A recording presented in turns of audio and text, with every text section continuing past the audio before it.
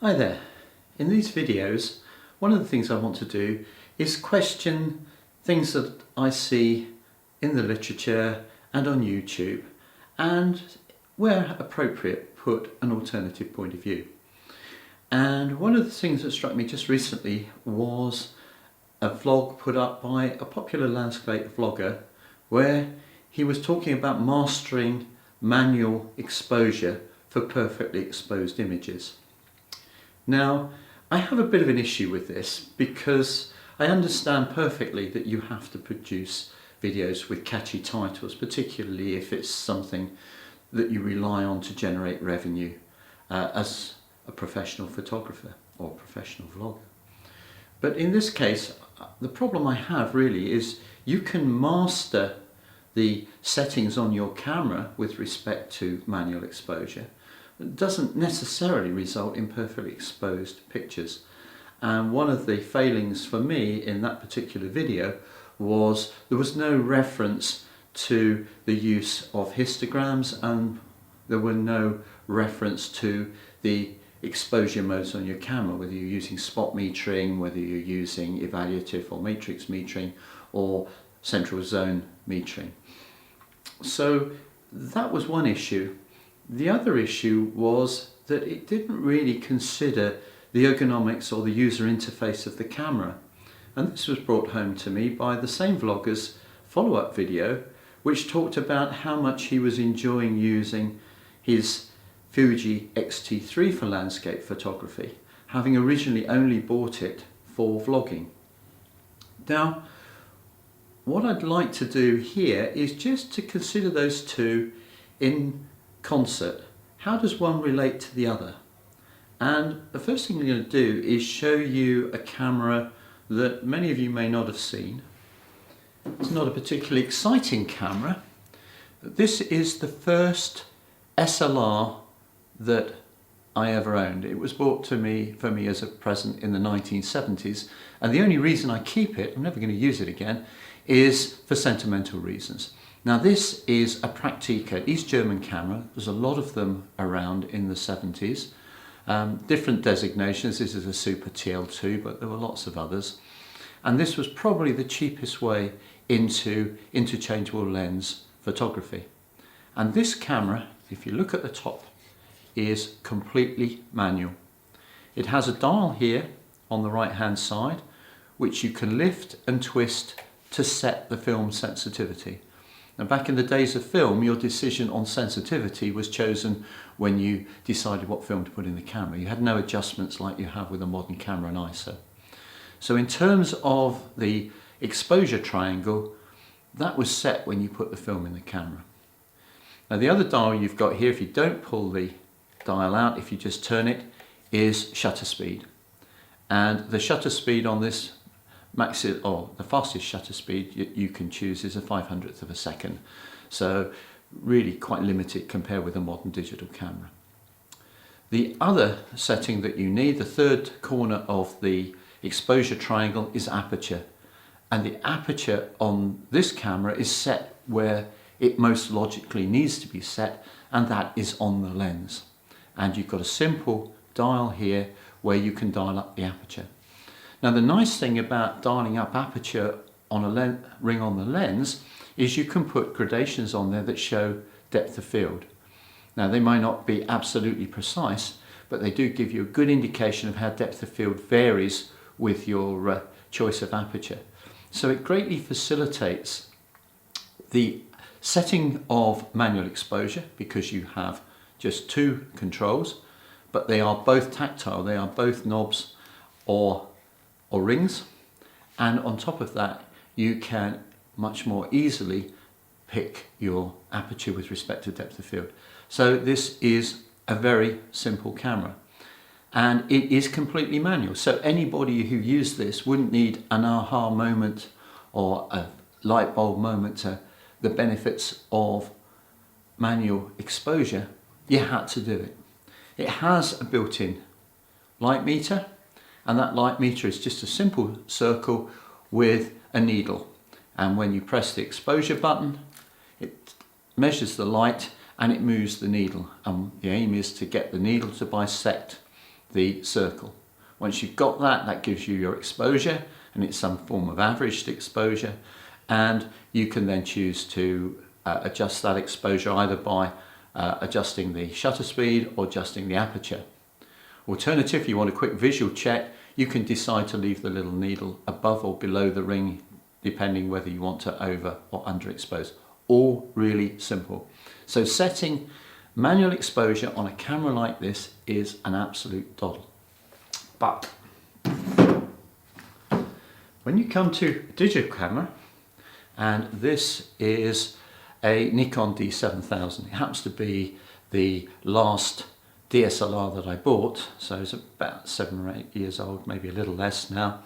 This has the classic so-called PASM, P-A-S-M, program, shutter priority, aperture priority, manual priority. So you've got all of these options here, but to access them is a good deal more cumbersome than it is on the simple film camera. So what you've got here, if you want to set your ISO, you've got a button on the back, not the most conveniently placed, and you then have to use a dial to dial in the aperture. If you want to change the shutter speed, you use one dial to change the shutter, and if you want to change the aperture, you use another dial to change the aperture. You've got no aperture ring on some of these digital lenses. Now, you've got to be a little careful here because you can use some of the earlier lenses with AI capability that will have aperture rings, but the modern digital lenses, certainly in the Nikon range, don't have that. So all you can do on these lenses is, if it's a zoom, you've got a zoom ring, and for focusing, you've got a focus ring. So setting up the camera for manual exposure is far more tedious on this. Now the D7000 is pitched in the middle of the Nikon range, sort of prosumer level supposedly. The professional models, D5s, D850s, will have more buttons on here. There will be less you have to dive into the menu, so they will be easy to set up. The entry level D3300s, D3500s, and I'm talking about Nikon because I'm more familiar with it, they will have less buttons and there will be more digging around in the menu. So setting up these cameras for manual can be a bit of a pain.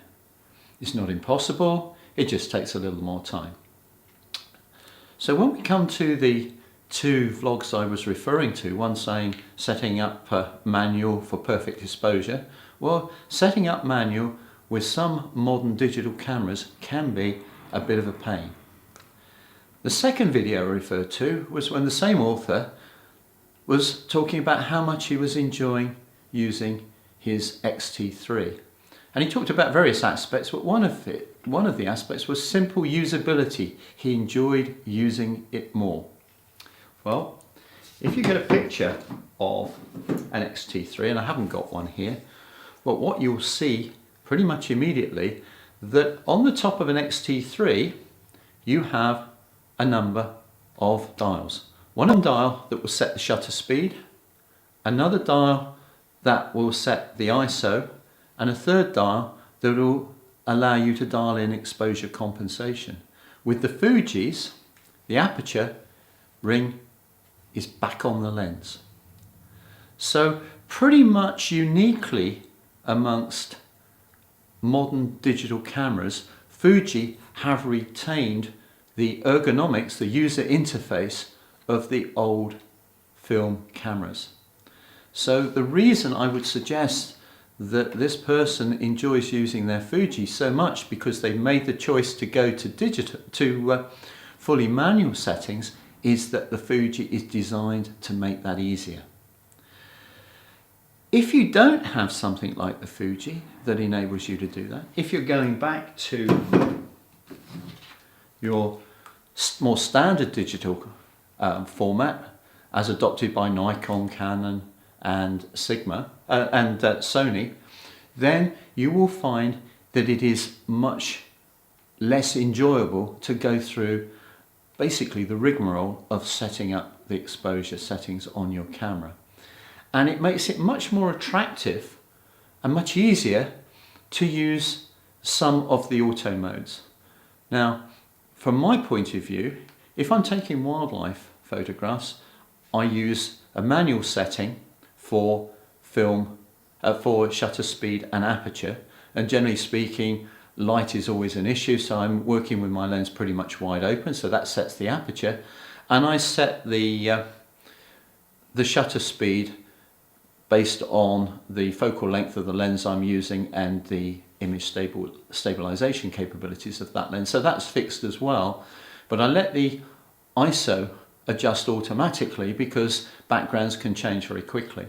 So from that point of view, that's relatively easy to set on a camera like this. I set manual, dial in the shutter, dial in the aperture, they don't change, and I let the camera adjust the ISO.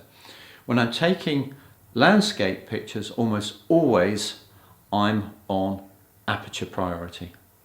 So I set the aperture, I set the ISO, which certainly if I'm on a tripod, which I don't always use, but if I'm on a tripod, it's going to be base ISO. I don't tend to do long exposures, I don't tend to look to blur water or blur clouds, so I'm not worried about changing both aperture and shutter at the same time, and probably 99% of landscape photographers for something like 90% of the time will not be worried too much about the shutter speed. So in that case, the easiest way to work with is to set the auto mode to auto aperture and then concentrate on the metering mode of your camera, whether you're going to use spot metering and or evaluative metering, and use the histogram capability of your camera either in live view in a camera like this, or if you've got a mirrorless camera, then superimpose the histogram on your image and concentrate, rather on getting every other setting right, concentrate on the setting you're adjusting. In this case, for me, it would be shutter speed, to make sure that I've got that histogram exactly how I want it. So I would say that before you get too bogged down in learning the intricacies of manual exposure on cameras that really aren't optimized for manual exposure, concentrate on getting the right exposure and use the auto settings that are available to you. Now, I'm going to finish this off with a little bit of a side which actually struck me, because I dragged this camera out, so I haven't used it for years, this Praktica. What I use day in, day out, simply for portability, and I'm no evangelist for Micro Four Thirds, but what I use day in, day out for portability is a Panasonic Lumix GX9. That's Micro Four Thirds, that's small and portable. If I put it alongside this Praktica here, you will see that despite the Praktica being full frame film, it actually isn't very much different in size to a Micro Four Thirds camera. If I got a G9 here rather than a GX9, it's quite possible that the Micro Four Thirds digital camera will be larger than the old film camera. So if you want a definition of bloatware, that is probably as good as any. So I hope you enjoyed this video. Thanks very much for watching, and I shall try and come up with some other mildly controversial topics to discuss in the next one. Bye.